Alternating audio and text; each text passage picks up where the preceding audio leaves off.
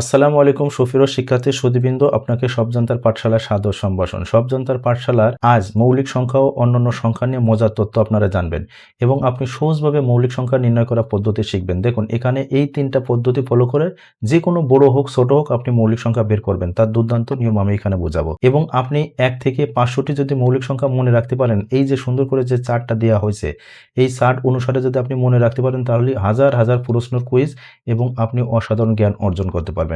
আর আপনারা ইউটিউবে আমাদের এই number theory and prime number এই প্লেলিস্ট থেকে এই পার্টগুলো দেখতে পারবেন। আর আমাদের ফেসবুক পেজ থেকে number theory and prime number এই প্লেলিস্ট থেকেও আপনারা আমাদের এই অসাধারণ ভিডিওগুলো দেখতে পারবেন এই প্লেলিস্ট থেকে। এবং আপনারা এখানে দেখুন, এখানে 1 থেকে 200 পর্যন্ত চার্ট অনুসারে আপনাকে সুন্দরভাবে দেওয়া হয়েছে। এগুলো অবশ্যই আপনারা একবার পড়লে যে কোনো সংখ্যা আপনার বের করা ইজি হবে।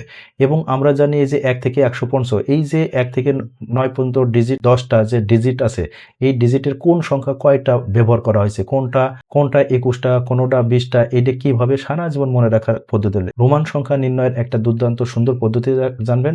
এবং বড় একটা সংখ্যা কিভাবে নির্ণয় করবেন রোমান সংখ্যার মাধ্যমে, সেটাও আপনারা কৌশল বুঝবেন। এবং সেই সাথে আপনারা এই রোমান সংখ্যার বিভিন্ন ব্যবহার সুন্দরভাবে জানতে পারবেন। এবং আপনি এই সংখ্যাগুলো কি নাম বলা হয়, কেন বলা হয়, পূরণবাচক বা কুড়মবাচকে কেন প্রথম দ্বিতীয়, এগুলো কেন বলা হয়, এর ব্যাখ্যা সহ আপনারা এই পাঠে সুন্দরভাবে জানবেন সংখ্যা তত্ত্বে। এবং সেই সাথে আপনারা ইংরেজির কিছু, এই যে 1 2 3 এইটাকে বলা হয় কোঅর্ডিনাল নাম্বার, এগুলো অ্যাডজেক্টিভ এবং অর্ডিনাল নাম্বার, এগুলো কিভাবে হয়, এবং মাল্টিপ্লিকেশন এইভাবে কিভাবে রূপান্তরে সেই তথ্য দেবেন। আর এখানে মজার ব্যাপার, 1 2 3 5 এইভাবে আপনার অনেকগুলো ডিজিট একসাথে চলে, দেখগুলো আপনি ইংরেজিতে বলতে বলতে হঠাৎ করে বলে ফেললেন 4টে 5। এই যে আপনার লজ্জা, এই লজ্জা থেকে বাঁচার জন্য এখানে সুন্দরভাবে বাংলা ইংরেজি সহ বিস্তারিত আপনাদেরকে বোঝাবো, সেই প্রত্যাশা রাখি। তাহলে আপনারা এইগুলো ধীর স্থিরে সব পাঠগুলো দেখুন, এক অনন্য জ্ঞান আহরণ করুন, সেই প্রত্যাশা রাখি। এইবার আমি পাঠ 1 শুরু করছি, আপনারা সুন্দর করে দেখুন। তাহলে সুপ্রিয় শিক্ষার্থী বন্ধুরা, আজকের আলোচনায় আমরা এই মৌলিক সংখ্যা সম্পর্কে জানবো। দেখুন, এখানে সংখ্যায় বলা হয়েছে 1 থেকে বৃহত্তর যে সকল সংখ্যা 1 এবং ওই সংখ্যা ছাড়া অপর কোনো গুণনীয়ক থাকে না, তাকে মৌলিক সংখ্যা বলে। তার মানে আপনি যেরকম ভাগ করলেন, এই 1 থাকবে এবং এই মৌলিক সংখ্যা এইগুলো ছাড়া আর অন্য কোনো সংখ্যা পাওয়া যায় না, সেইগুলোকে বলা হয় মৌলিক সংখ্যা। আর এখানে মৌলিক সংখ্যা সম্পর্কে কিছু শর্ট করে তথ্য দেওয়া হয়েছে। দেখুন, 1 থেকে 500 পর্যন্ত মৌলিক সংখ্যা আছে, টোটাল হলো 95টি। আর 1 থেকে 1000 পর্যন্ত মৌলিক সংখ্যা আছে 168টি। আর 1 থেকে 5000 এর পর্যন্ত মৌলিক সংখ্যা আছে 669টি। দেখুন, মৌলিক সংখ্যা নির্ণয় করা পদ্ধতি, তার মানে হচ্ছে আপনি যে কোনো সংখ্যা দেখলে মৌলিক নির্ণয় করবেন এই 3টা পদ্ধতি অনুসরণ করে। প্রথম নম্বরে বলা হয়েছে কি, খেয়াল করুন, কোন সংখ্যা মৌলিক কিনা তা জানার জন্য প্রথমে উক্ত সংখ্যার পাশাপাশি একটি পূর্ণবর্গ সংখ্যা বিবেচনা করতে হবে। এই 1 এর বিশ্লেষণটা এখানে সুন্দর করে দিছি। দেখুন, এখানে ধরুন 37 মৌলিক সংখ্যা কিনা যাচাইয়ের জন্য এর কাছাকাছি পূর্ণবর্গ সংখ্যা, এই যে পূর্ণবর্গ সংখ্যা কত, 36, তাহলে এর বর্গমূল হচ্ছে কত, খেয়াল করুন, এই 36কে বর্গ করলে বর্গমূল হয় কত, 6।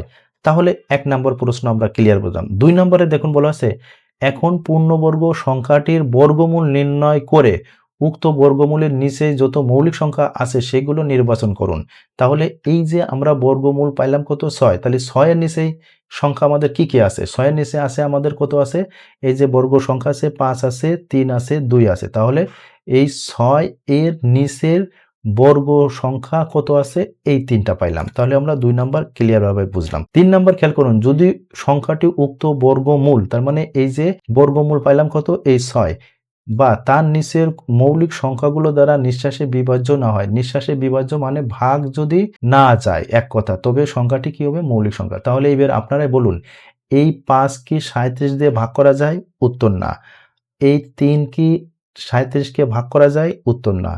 এই 2 কি 37 কে ভাগ করা যায়, উত্তর না। তাহলে এই 5 3 2 এই নিচের মৌলিক সংখ্যা কোনো দ্বারাই এই 37 কে বিভাজ্য বা ভাগ করা যায় না। তাই সুতরাং এই 37 একটা কি, মৌলিক সংখ্যা। আপনার যে কোনো সংখ্যা আসবে আপনি এই পদ্ধতি অনুকরণে আপনি করবেন। আশা করি তাহলে আপনারা ইজি ভাবে বুঝবেন যে এটা মৌলিক সংখ্যা কি না।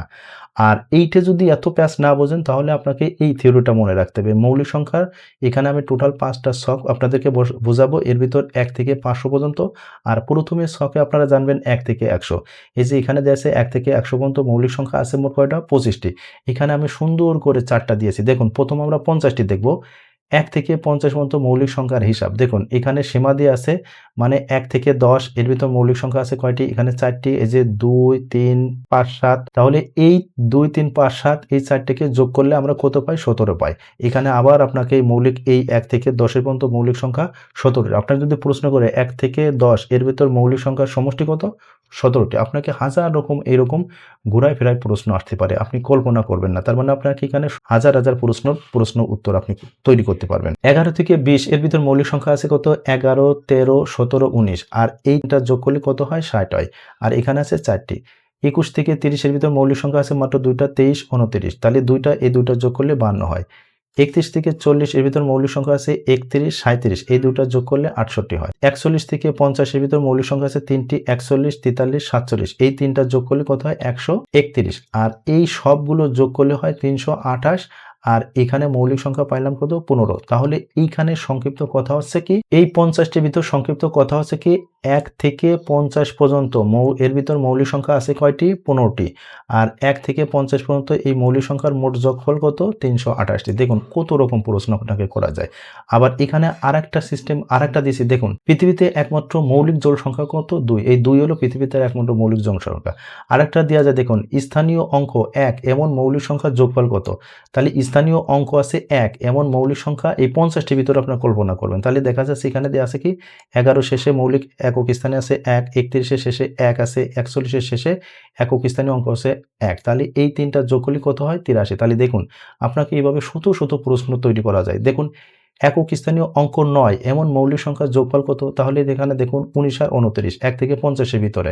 তাহলে দেখা যাচ্ছে কি এর ভিতরে এই 9 আর এইটা যোগ করলে কত হয়? 48। তাহলে দেখুন আপনি কত প্রশ্নের উত্তর পাচ্ছেন। আর 1 থেকে 100 পর্যন্ত মৌলিক সংখ্যার হিসাব এই নিচের চার্টে দেখি। এখানে দেখুন 51 থেকে 60 এর মৌলিক সংখ্যা আছে 2টা, 53, 59। এখানে এই দুটা যোগ করলে কত হয়? 112। 61 থেকে 70 এর ভিতর মৌলিক সংখ্যা আছে 61 এবং 67। এই দুটা যোগ করলে কত হয়? 128। 71 থেকে 80 এর ভিতর মৌলিক আর এই তিনটে যোগ করলে 223 হয়। 81 থেকে 90 এর ভিতর মৌলিক সংখ্যা আছে 83 এবং 89। এই দুটির যোগফল করলে 172 হয়। 91 থেকে 100 এর ভিতর মৌলিক সংখ্যা আছে মাত্র একটি, 97। সুতরাং 97। তার মানে এই 51 থেকে 50 পর্যন্ত এই টোটালে মৌলিক সংখ্যাগুলো যোগ করলে আমরা পাই 700। আর 51 থেকে বা 50 থেকে 100 পর্যন্ত মৌলিক সংখ্যা আছে কয়টি? 10টি। তাহলে এই 10টি আর এই 15টি টোটাল মৌলিক সংখ্যা হলো কয়টি?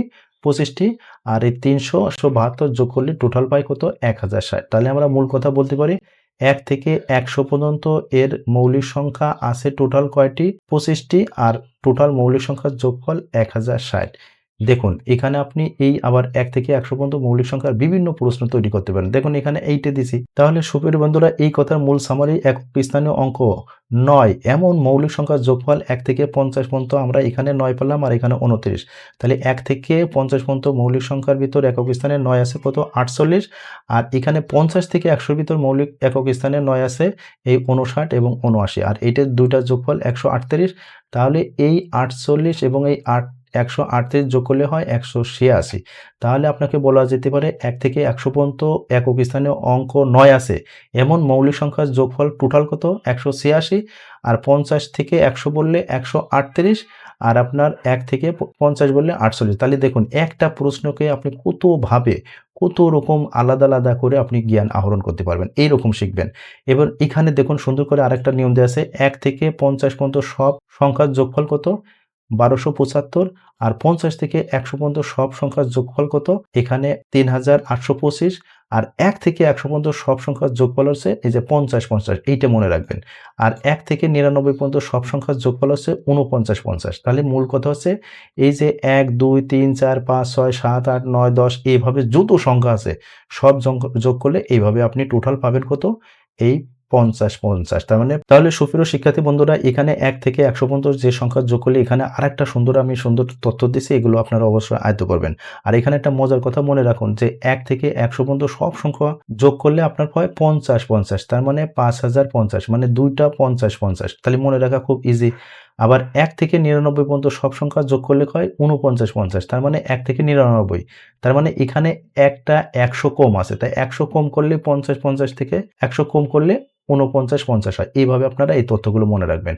আর আমাদের এই সব জানতার পাঠশালার এই শীটটা আরও দুর্দান্তভাবে আপনাদের আসবে। আর এখানে দেখুন, আপনি একটা ছক দিয়ে শত কুইজ মনে রাখবেন। এই যে আমি এখানে একটা চার্ট নমুনা দিছি, দেখুন ১ থেকে ৩০ পর্যন্ত সংখ্যার মধ্যে মৌলিক সংখ্যার গড় কত ইত্যাদি প্রশ্ন আসতে পারে। আবার দেখেন ১ থেকে ৩০ পর্যন্ত মৌলিক সংখ্যার বৃহত্তম ক্ষুদ্র সংখ্যা কত? আবার দেখুন ১ থেকে ৩০ পর্যন্ত এর ভিতর কয়টি একক স্থানীয় অঙ্ক মৌলিক ৩ আছে। তার মানে আপনি এখানে ঘুরায় ফিরায় হাজার প্রশ্ন নিজের মতো নিজে তৈরি করবেন। আপনারা এইভাবে সব পাঠগুলো দেখুন। তাহলে সুপ্রিয় শিক্ষার্থী বন্ধুরা, আপনারা এরম অনন্য জ্ঞান আহরণ করুন আমাদের এই সব জানতার পাঠশালার ইউটিউব চ্যানেল থেকে। আর যারা ইউটিউব চ্যানেল থেকে দেখছেন, দয়া করে আমাদের চ্যানেলটি সাবস্ক্রাইব এবং অল বাটন প্রেস করে রাখুন। আপনারা জ্ঞান আহরণে অনন্য জ্ঞান আহরণ করুন এবং আপনার জীবন উত্তরোত্তর সাফল্য বয়ে আসুক সেই প্রত্যাশা রাখি। আপনার উত্তরোত্তর সাফল্য কামনা করে শেষ করছি। আপনারা সুস্থ ভালো থাকুন। আল্লাহ হাফেজ।